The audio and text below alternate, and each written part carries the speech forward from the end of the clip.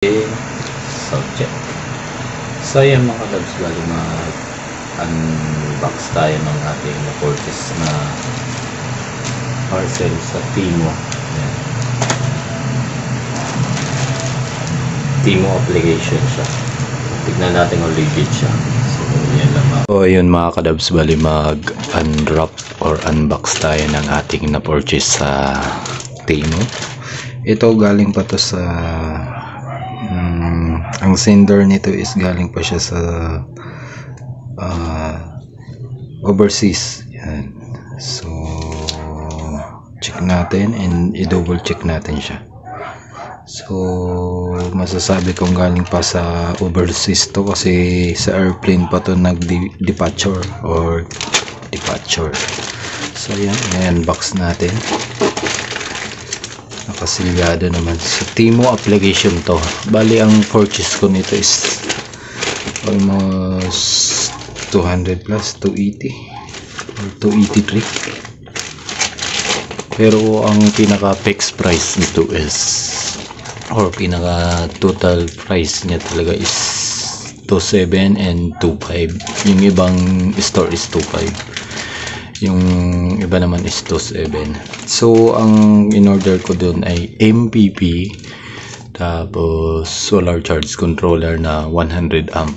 So tignan natin to kung 100 amp nga to or solar charge controller nga to. So buksan natin. Dito natin bubuksan.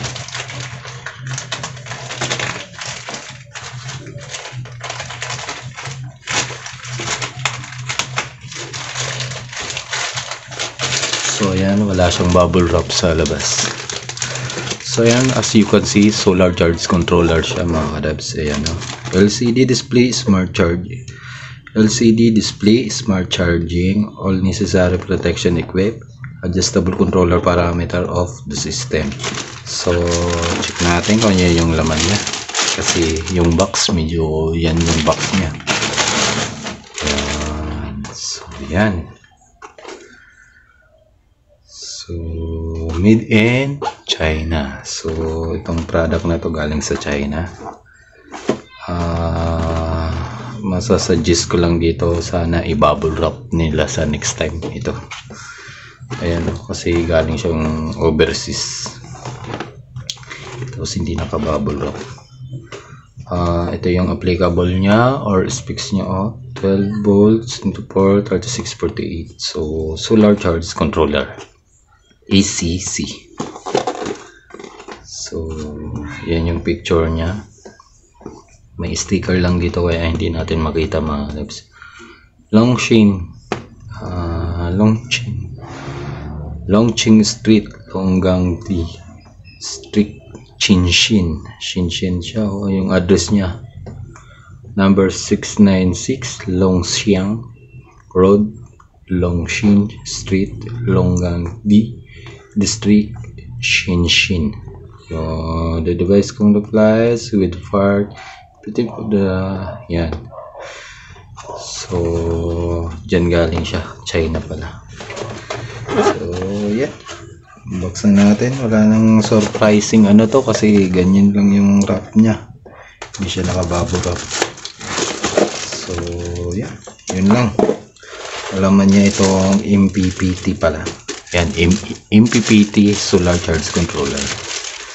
So yan yung laman niya, tapos yung user manual. Tapos ito. So sana maging 100 up nito. Ayun. Yan yung pinaka specs niya. Solar charge controller, rated voltage 12 volts, 24 volts, tsaka 36 volts and 48 volts. So rated current niya is 100 amp. Max PV niya or voltage is 100 amp. 100 volts. Made in China. Connection sequence, connect the battery, connect the load, connect the solar panel. So meron tayo nito. Yun.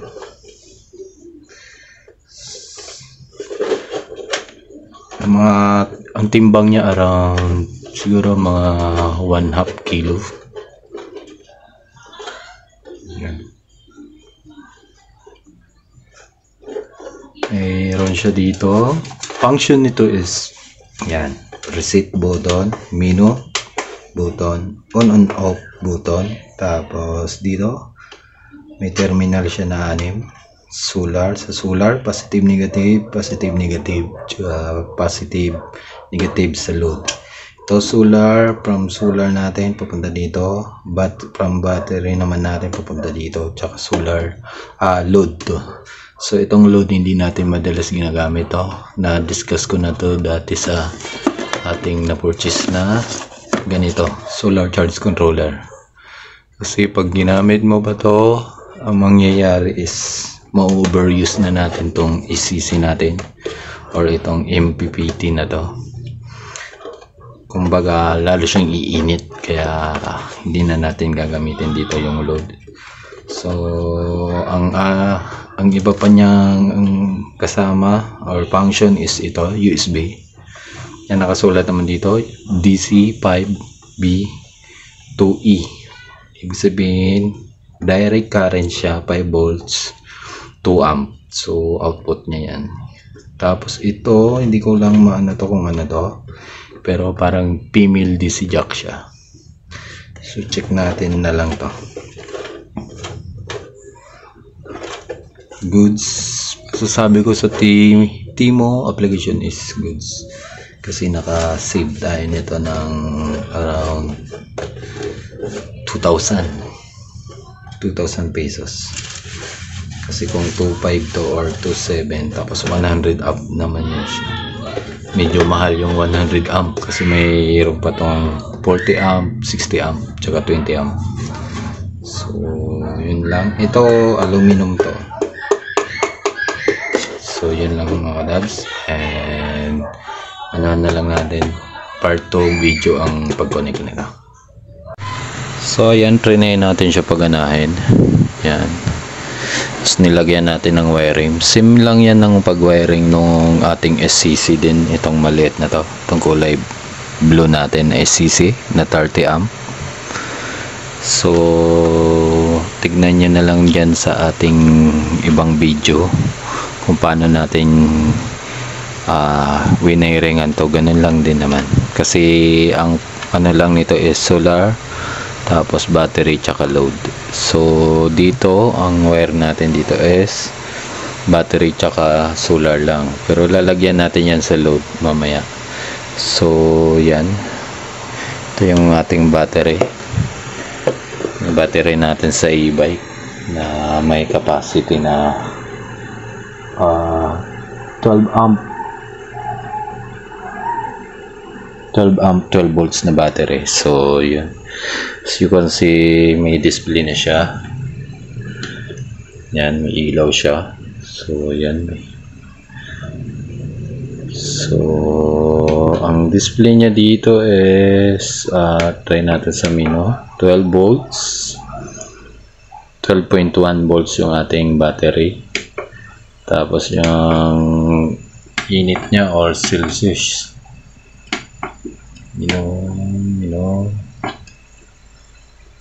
yan, degree Celsius niya is 28. So yung battery natin niya. Tapos ito naman sa on off ng load natin yan. May indicator siya dito, parang lights indicator or load indicator. Yan, may load na nakapangalan. May load siya na nakasulat dyan. So ang naka-display niya is operate mode, select, manual, tas okay. Tapos totally hindi ko pa siya nasisit talaga. Kasi may discharge ano pa to, at saka yung pinaka maximum ano niya, voltage ng charge, kung kailan lang siya cut off ng pinaka maximum volts.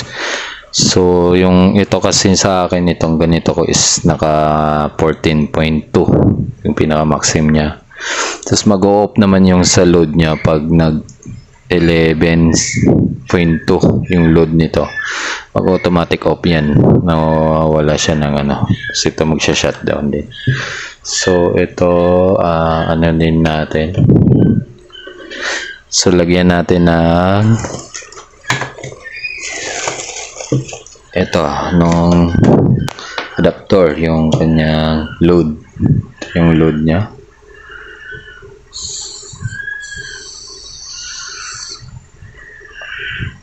Positive side tsaka negative side.